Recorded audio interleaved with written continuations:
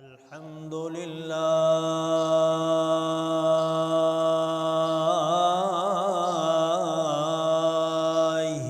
ربا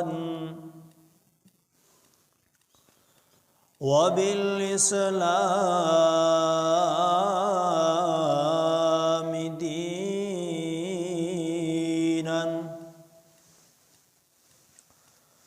وبسيدنا ومولانا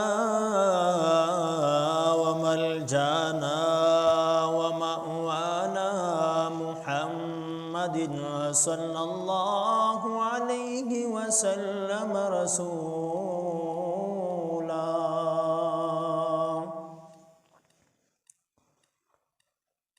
قال الله تبارك وتعالى في القرآن المجيد والفرقان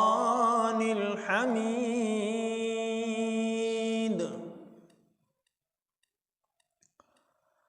قد أفلح من تزكى وذكر اسم ربه فصلى.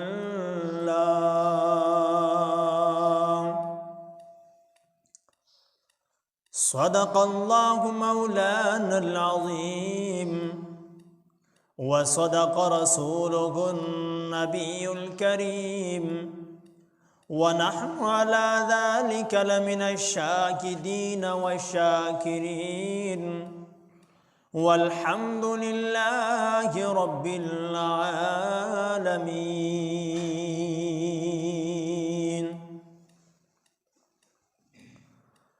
معزز سامعین و حاضرین، السلام علیکم ورحمۃ اللہ وبرکاتہ. الحمدللہ، اللہ کے فضل و کرم سے رب العالمین نے ہم سب گناہگاروں کو عید الفطر کا یہ مقدس دن عطا فرمایا. ہم اللہ کی بارگاہ میں پروردگار کل جہاں کا شکریہ ادا کرتے ہیں کہ یا اللہ، تیرا شکر ہے کہ تو نے ہم گناہگاروں کو، ہم ناکاروں کو اس عظیم دن کی سعادت بخشی. میری درخواست ہے ان تمام حاضرین سے، جہاں تک میری آواز پہنچتی ہے، کہ آج کا یہ دن عظیم دن ہے، تو ہم جتنا جلدی اللہ کے گھر میں پہنچیں گے، اللہ کے گھر میں حاضر ہوں گے، تو اسی قدر ہمارے لیے برکتیں اور بھی زیادہ ہو جائیں گی. کیونکہ آقائے نامدار فخر موجودات جناب محمد مصطفیٰ احمد مجتبیٰ صلی اللہ علیہ وسلم کا فرمان مبارک ہے کہ اللہ جسے پسند فرماتا ہے، اللہ جس سے محبت کرتا ہے، اللہ جس سے محبت کرتا ہے تو اسے اپنے گھر بلا لیتا ہے. تو اللہ کا گھر دنیا کے گھروں میں سے عظیم گھر اللہ کا ہے. دنیا میں ہم اپنے لیے تو گھر بناتے ہیں، لیکن اگر اپنے گھر میں نماز پڑھیں گے تو اس کا ثواب صرف ایک نماز کا ہوگا، اور اگر اللہ کے گھر میں نماز پڑھیں گے تو اللہ کے گھر میں نماز پڑھنے کا ثواب اللہ تعالی زیادہ عطا فرماتا ہے. اگر دیکھا جائے، زمین تو وہ بھی ہے جو ہمارے گھر کی ہے، جہاں ہم رہتے ہیں وہ بھی زمین ہے، اور پوری زمین کو رب العالمین نے آقائے نامدار صلی اللہ علیہ وسلم کی اس امت کے لیے مسجد قرار دیا، لیکن جو ثواب اللہ کے گھر مسجد میں ہے، وہ ثواب زمین کے کسی اور حصے میں اللہ نے نہیں رکھا، کیونکہ اللہ کے گھر کو رب العالمین نے خاص فرما دیا ہے کہ زیادہ ثواب صرف تمہیں اگر مل سکتا ہے تو وہ اللہ کے گھر میں مل سکتا ہے اور کہیں نہیں مل سکتا۔ اللہ کے گھر میں کتنا ثواب عطا کیا جاتا ہے، ہم دنیا کو دیکھیں کہ دنیاوی معاملات کے اندر، دنیاوی لین دین کے اندر ہماری یہ خواہش اور تمنا ہوتی ہے کہ ہمیں کہیں نہ کہیں سے فائدہ ملے، تو اسی طرح ہمیں یہ بھی غور و فکر کرنا چاہیے اور اس پر توجہ دینی چاہیے کہ آج یہ عظیم دن عید الفطر کا دن ہے، تو عید الفطر کے اس دن میں ہمیں اللہ کے گھر میں جلد از جلد پہنچ کر زیادہ ثواب کا حقدار بننا چاہیے، کیونکہ عید کی نماز اس کا اتنا بڑا ثواب ہے کہ اس کا اتنا ثواب کسی اور نماز کا نہیں ہے۔ اب جب گھر میں نماز پڑھیں گے عام طور پہ اس کا ثواب صرف ایک نماز کے ملے گا، کتنے کا؟ ایک نماز کا۔ لیکن اگر ہم مسجد میں نماز پڑھیں گے تو رب العالمین مسجد میں نماز پڑھنے کا ثواب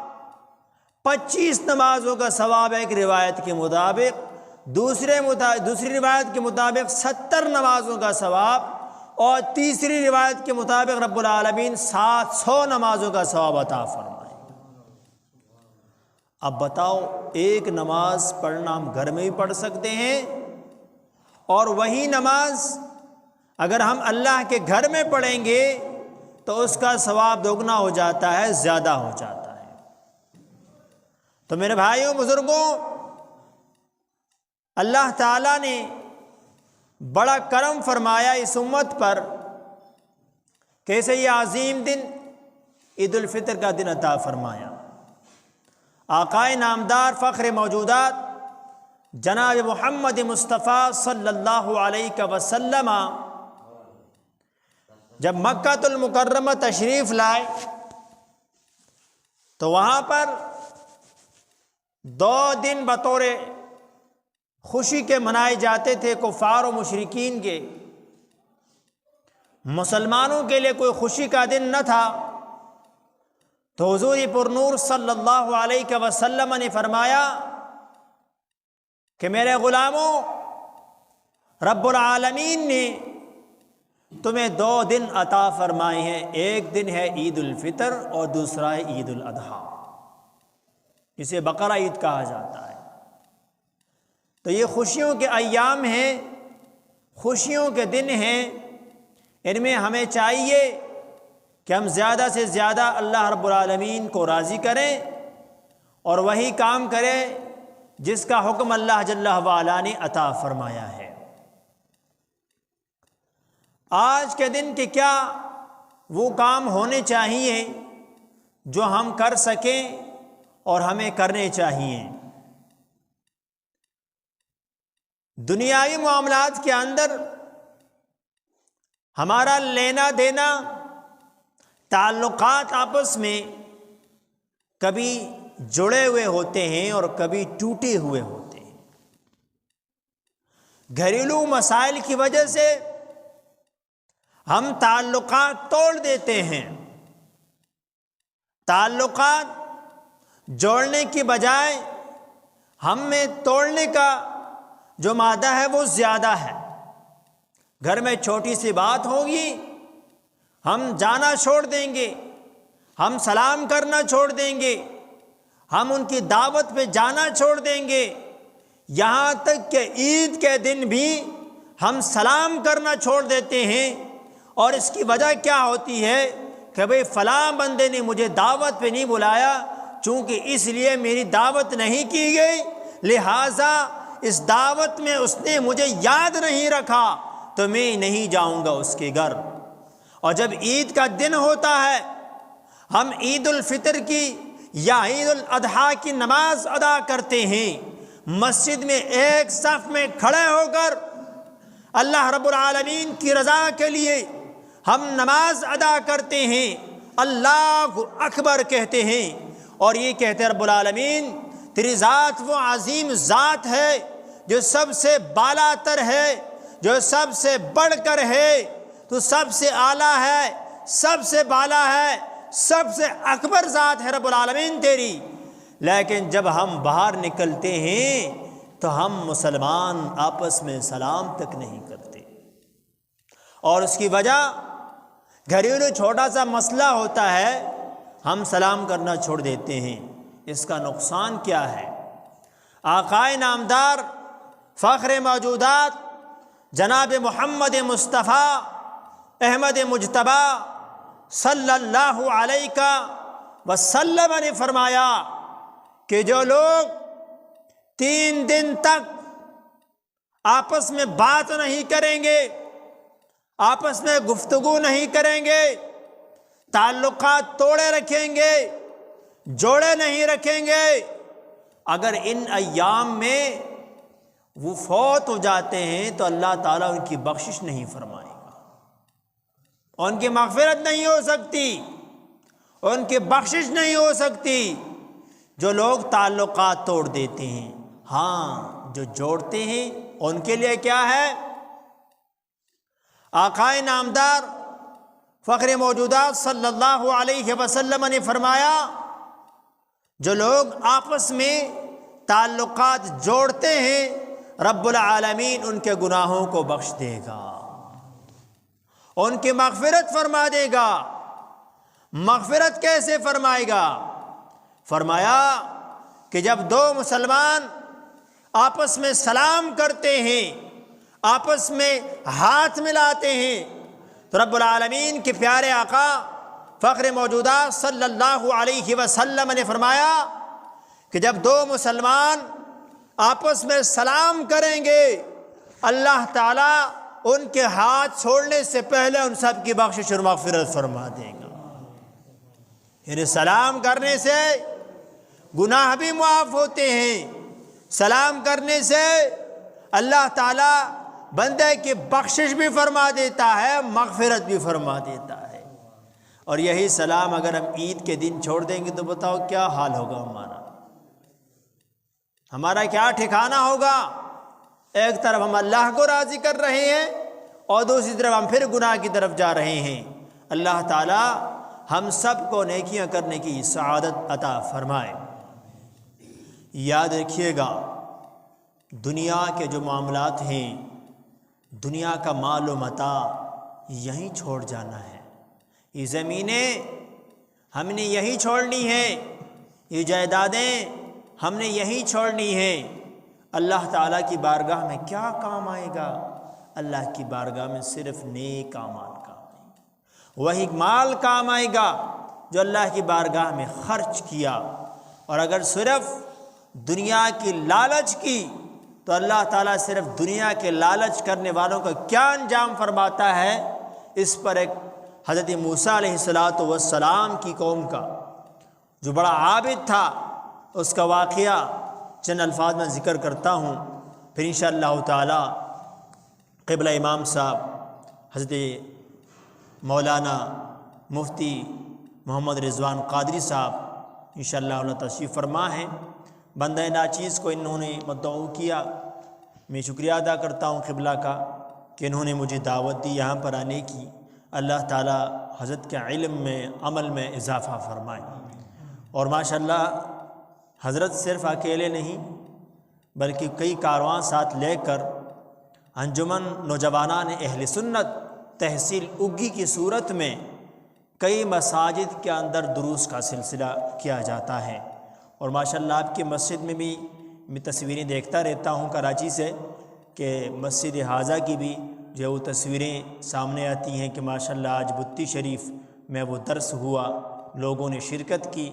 تو یہ بڑی سعادت کی بات ہے علامہ صاحب کے لیے بھی اور آپ سب کے لیے بھی کہ آپ سب لوگ ان دروس کے اندر شرکت کرتے ہو اور یہ قرآن کا درس سن رہے ہو تو انشاءاللہ تعالی اس کی برکتیں اللہ تمہیں بھی عطا فرمائے گا، تمہارے بچوں کو بھی عطا فرمائے گا، اور تمہارے بچوں کے بچوں کو بھی اللہ تعالیٰ عطا فرمائے گا۔ اور میں دعا کرتا ہوں اللہ تعالیٰ حضرت کے علم میں عمل میں اضافہ فرمائے، اور اسی طرح پروردگار قبلہ امام صاحب کو دینی خدمات کی توفیق رفیق عطا فرمائے۔ میں عرض کر رہا تھا حضرت موسیٰ علیہ السلام کی قوم میں ایک شخص تھا جو بڑا عالم تھا، عابد تھا، متقی تھا، پرہیزگار تھا، اور اسم اعظم اللہ کا ایسا نام ہے اگر اس کا کسی کو علم ہو جائے تو وہ جب بھی یہ نام لے گا اللہ تعالیٰ اس کی برکت سے اس کے تمام کاموں میں آسانیاں پیدا فرما دیتا ہے۔ تو اسم اعظم کا علم آج کے دور میں ممکن نہیں، لیکن بعض ایسے اہل علم ہے، اہل ولایت ہیں، بڑی عظیم ہستی ان کو ہے لیکن وہ معلوم نہیں کسی کو۔ تو اس وقت اسم اعظم کا علم اس شخص کو تھا جس کا نام بعلم بن باعورہ تھا۔ تو یہ شخص ایک ایسا شخص تھا اتنا علم ہونے کے باوجود، لیکن جب قوم جبارین، ایسی قوم کہ جس کی طرف حضرت موسیٰ علیہ السلام نے چاہا کہ اس قوم کو اللہ کے وحدانیت کی طرف بلایا جائے، تو قوم جبارین جانتی تھی کہ موسیٰ علیہ السلام اگر ہمیں بلائیں گے تو قبول تو ہم نے کرنا نہیں، تو ایسا کرتے ہیں کہ ہم اس شخص سے دعا کرواتے ہیں، کیونکہ جب بھی وہ شخص وہ عالم دعا کرتا تھا اس کی دعا فوراً قبول ہو جایا کرتی تھی۔ حضرت موسیٰ علیہ السلام کی قوم نے یہ سوچا،